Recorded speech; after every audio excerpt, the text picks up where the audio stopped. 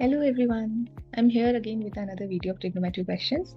Watch full video for better understanding and do not forget to subscribe thereafter. In this question you can see in the denominator place we have cos square x. So what we have to do, we have to convert this cos square x in the form of sin square x. And how we can do that? By using the trigonometric formulas. So what is the formula? The formula is cos square theta plus sin square theta is equals to 1. Cos square theta is equals to 1 minus sin square theta.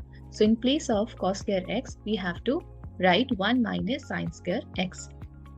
So we'll get here 3 into 1 minus 2 sin square x divided by 1 minus sin square x minus sin square x.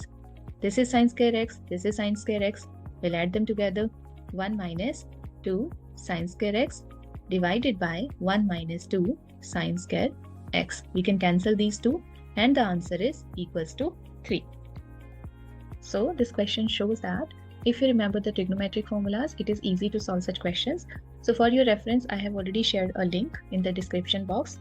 You can find the different trigonometric formulas to be used to solve the different trigonometric equations. And if you want to watch such videos in future, then do not forget to subscribe, share and like. Thanks for watching.